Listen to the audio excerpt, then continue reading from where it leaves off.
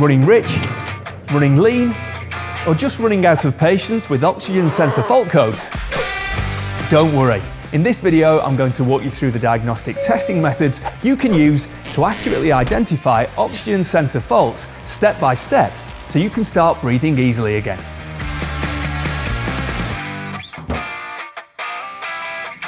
Hi again everyone, and welcome back to the next instalment of our automotive sensor series. Today we're taking a closer look at the oxygen sensor, also known as the O2 or lambda sensor. If you're experiencing poor fuel economy, sluggish acceleration, or signs of overfueling, your oxygen sensor might be at fault. Let's go over how the oxygen sensor helps the ECU fine-tune the air-fuel mixture, and more importantly, how to test it properly when things start to go wrong. If you find any of these tips useful, don't forget to subscribe so you don't miss our next video. The oxygen sensor is a crucial component in ensuring your engine is running efficiently. Located in the exhaust system, the primary purpose of the oxygen sensor is to determine the air-to-fuel ratio the engine is operating at. It does this by measuring the concentration of oxygen in the exhaust gas after combustion. In order for your engine to completely burn all of the fuel supplied by the injectors, it needs to ensure combustion is completed with exactly the right amount of air. This ratio is 14.7 to 1, also known as a stoichiometric ratio or lambda. This means for every particle of fuel, 14.7 parts of air will need to be burned to achieve lambda. When your engine is running at lambda, it's at its most efficient and can enter a closed loop state. A stoichiometric mixture also creates the ideal exhaust gas conditions for the catalytic converter to work effectively, reducing the amount of harmful emissions released into the atmosphere. Most vehicles are fitted with two oxygen sensors, pre- and post-catalytic converter. Simply put, the ECU uses the upstream sensor to measure the oxygen content in the exhaust gas, allowing it to calculate the air-fuel ratio and adjust fuel delivery. The downstream sensor is used to monitor the efficiency of the catalytic converter. So how does an oxygen sensor actually work? Firstly, it's important to understand that there are two types of O2 sensor: narrowband and wideband. A narrowband sensor is a more basic sensor. It simply tells the ECU whether the air-to-fuel mixture is stoichiometric or not, and outputs a yes-no style analog signal. A wideband sensor, on the other hand, is more sophisticated and can tell the ECU exactly how rich or lean the mixture is. As you can see from the signal outputted by both sensors, a narrowband sensor signal switches between 0.1 and 0.9 volts as soon as the mixture is no longer stoichiometric, while a wideband sensor outputs a signal that steadily increases or decreases depending on the air-fuel mixture. In order for both sensors to measure the concentration of oxygen in the exhaust gas, they each contain zirconia, which acts as a measuring element. At high temperatures, zirconia becomes an oxygen ion conductor, meaning the sensor produces a voltage when there's a difference in oxygen concentration across the zirconia element. For effective operation, the zirconia in narrowband sensors is heated to at least 300 degrees, whilst wideband sensors require at least 650 degrees for more precise measurement. You'll be able to determine which type of sensor you have based on the number of wires it has. A narrowband sensor typically comes with 4 wires: a sensor signal wire, a sensor ground wire, and 2 wires for an internal heater, which allows the sensor to reach operating temperature sooner. Wideband sensors, on the other hand, come in 5 and 6 wire configurations. They too have a pair of wires responsible for a heating element. They also have 2 wires for a pump cell, a nurse cell wire, and a shared ground connection. The pump and nurse cell are used by the wideband sensor to generate a reading to determine not only if the mixture is rich or lean, but exactly how rich or lean it is.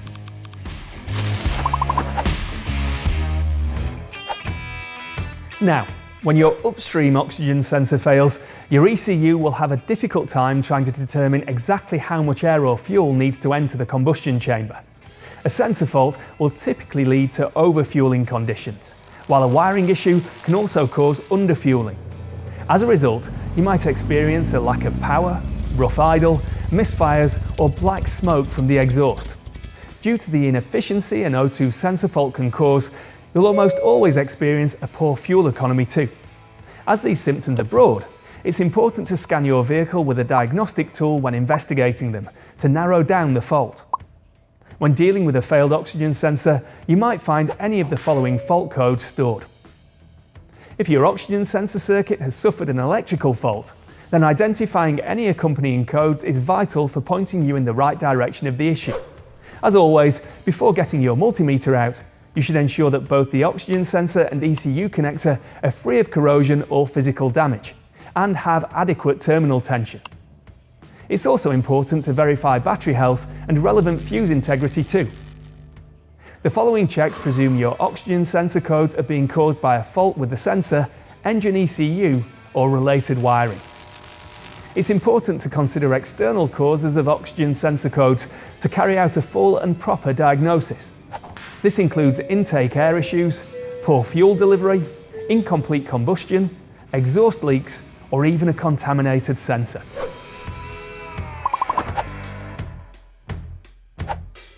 The first port of call when investigating an O2 sensor code should always be to analyse the live readings from the sensor using a compatible diagnostic tool. This signal shows a good reading from a healthy narrowband oxygen sensor. As you can see, the reading consistently fluctuates between 100 mV and 900 mV. Notice that the midpoint of the dataset is close to 450 mV, indicating the exhaust gas is at lambda. If you are seeing irregular switching, it's a key indicator of a sensor or wiring fault. If the signal is stuck close to 100 mV, this indicates the sensor is reporting a lean condition. As a result, the ECU will respond by adjusting the short-term fuel trim to increase the amount of fuel used for combustion. If your readings are stuck in the higher region, around 900 mV, the opposite is happening. The sensor is reporting a rich condition, and so the fuel trim will be adjusted to reduce the amount of petrol or diesel being used in combustion. When attempting to view live data for a wideband sensor, most scan tools will display this as a lambda equivalence ratio, rather than a voltage reading. The equivalence ratio reflects how close the exhaust gas is to a stoichiometric level. As you can see, this waveform is fairly stable and changes gradually in accordance to changes in the exhaust gas. With the engine at idle, you should expect to see small changes in the signal as the engine constantly makes tweaks to combustion while in closed loop. A constant reading of lambda 1 is perfect, but almost impossible to achieve in the real world, so this indicates a sensor-related issue. If your graph is spiking despite the engine revs remaining constant, this is also a strong suggestion of a sensor fault. As with the narrowband sensor, the live data from your wideband sensor might be stuck high or low, which could indicate an issue. Remember, a lambda reading that is stuck high is actually reporting a lean condition and vice versa. While a fault within the sensor itself, related wiring, or the engine ECU can cause an irregular sensor voltage, a common cause of a low signal is an issue with the heater circuit.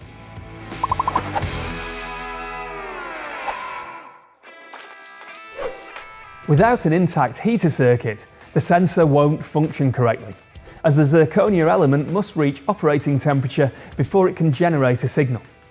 Therefore, it's crucial to verify the integrity of this circuit when diagnosing an oxygen sensor fault. Typically, a heater circuit fault will generate at least one of the codes currently shown on screen. Most diagnostic tools will allow you to activate the heater circuit. If this isn't possible, then it's a key sign that this is the cause of your O2 sensor problems. If you're not in possession of a compatible diagnostic tool, you can alternatively test this circuit with your multimeter. If your live data is showing an abnormal waveform, or you're unable to heat the sensor using diagnostics, you should check the integrity of the heater circuit within the sensor.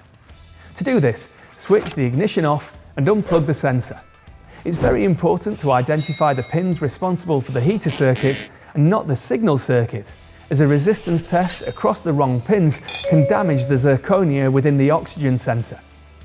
Set your multimeter to ohms and measure the resistance across the two heater pins on the connector of the unplugged sensor. You should expect to read between 5 and 7 ohms, but manufacturer specifications can vary from sensor to sensor, so you should check this first.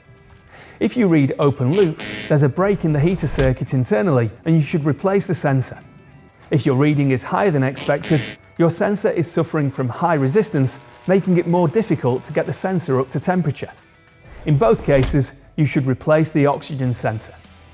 If internal resistance of the heater circuit checks out okay, you'll need to test the wiring between the sensor and ECU. To do this, the engine should be running from a cold start, as the ECU will now begin activating the circuit via a switched ground supply. With your multimeter set to volts, check that the oxygen sensor heater is receiving battery voltage. You can do this by placing your red probe on the heater circuit's power pin with the black probe on battery negative. Expect to find around 13.7 to 14.7 volts.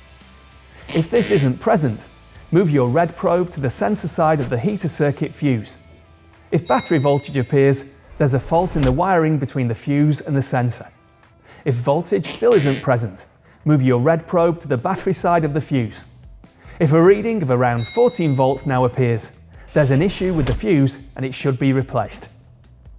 Even if battery voltage is present, this doesn't confirm the wiring is capable of carrying sufficient current, so you should perform a load test on the circuit. To load test the power supply, switch the engine off and disconnect the oxygen sensor. Connect a 21 watt incandescent test bulb between the heater circuit's power pin on the harness side and battery negative. Switch the ignition on. The bulb should illuminate brightly. A dim bulb indicates high resistance, while no illumination indicates an open circuit. If your test bulb is illuminating brightly and you've verified the heater is able to receive power from the battery, you should proceed to investigating the switched ground connection. This is pulse width modulated by the engine ECU in modern vehicles, which makes diagnosis more difficult. You should note that some vehicles manufactured before 2010 dictate the heater circuit's ground supply with simple on-off controls. The most important thing to check, however, is that the ECU is pulling the circuit all the way to 0 volts, which can be verified with a simple multimeter voltage test for older vehicles. In modern vehicles with ECUs that utilise pulse width modulation, the best way to verify the heater's ground control circuit is with an oscilloscope, with the sensor plugged in and the engine running from a cold start. With your oscilloscope's ground lead on battery negative and the signal lead back probing the heater circuit's ground wire, switch the engine on and observe the signal. Expect to see a consistent square waveform fluctuating cleanly from 0 to 14 volts, indicating the ECU is successfully pulling the circuit fully to ground before releasing it again. With the engine starting from cold, you might find the signal on your scope initially flatlines at 0 volts before adopting the expected square waveform after around 30 seconds. If your scope is showing you a signal that remains constant for over 30 seconds, or one that doesn't pull all the way to ground, you'll need to repeat this test at the ECU's connector. If your scope reading still isn't fluctuating properly and appears the same as at the sensor, suspect the ECU isn't sufficiently grounding the circuit. In this case, you should send it off for professional testing. However, if your scope reading is now a healthy square waveform fluctuating between 0 and 14 volts, this indicates there's a wiring issue between the ECU and oxygen sensor which will need to be investigated. Although a heater circuit fault is one of the more common electrical issues affecting oxygen sensors, you might be instead faced with one of the following performance-related codes. When there's an issue in this circuit, the sensor's live data will typically be stuck low, high, or be slow to respond to changes in combustion. In this case, you should investigate the sensor's signal circuit to rule out a faulty sensor. A narrowband oxygen sensor outputs a signal of between 0.1 to 0.9 volts, depending on the concentration of oxygen in the exhaust gas. The ECU applies a 0.45 volt or 450 millivolt bias when the sensor is cold or inactive. Although this is common, the amount of bias applied to the sensor signal wire can vary from manufacturer to manufacturer, so we'd recommend consulting your vehicle's service information handbook first. When testing against the connector's signal pin and battery negative, expect to find a bias voltage, usually 450 millivolts. With your red probe again on battery positive and your black probe on sensor ground, expect to find battery voltage of around 14 volts. If both values are present and you've verified the heater circuit, your sensor is receiving the correct inputs. In this case, the sensor is likely the source of your problems, so you should have it replaced. If either value is missing, repeat the same test at the ECU's connector. If you found that any of the voltages differed from the desired ranges when testing the circuit, then the fault will lie with either the wiring loom from the ECU to the sensor or with the ECU itself. In this case, you should switch the ignition off and isolate the suspect wire. Set your multimeter back to ohms and continuity test at each end of the isolated wire. Again, a good reading is around 0.4 ohms. Anything more than 1 ohm indicates high resistance, while OL indicates there's a break somewhere in the wire. If your ohms reading is good, suspect the wire has shorted. You can identify which wire the suspect wire has shorted to by keeping one multimeter probe at the end of the isolated wire and resistance testing it across all other wires in the loop. As the suspect wire is isolated, you should expect to read OL against every other wire. The wire that gives you an ohms reading indicates the location of the short. If the ECU isn't outputting a bias voltage to the signal wire or grounding the circuit and a wiring issue isn't present, suspect it to be faulty and send it off for professional testing.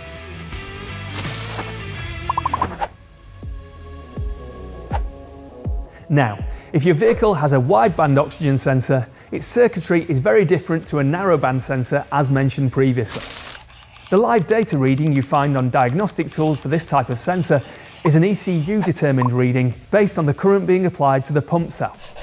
Now, if you're being met by one of the following performance related codes, it's important to test the wideband oxygen sensor circuit.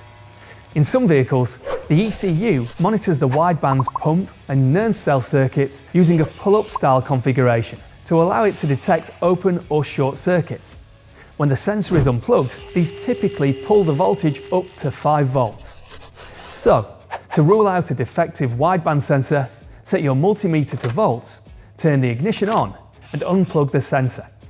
With your red probe at either of the pump cell circuit terminals and your black probe on battery negative, expect to read 5 volts. Repeat this test for both pump cell pins. Next, move your red probe to the Nernst cell wire. Again, expect to read 5 volts.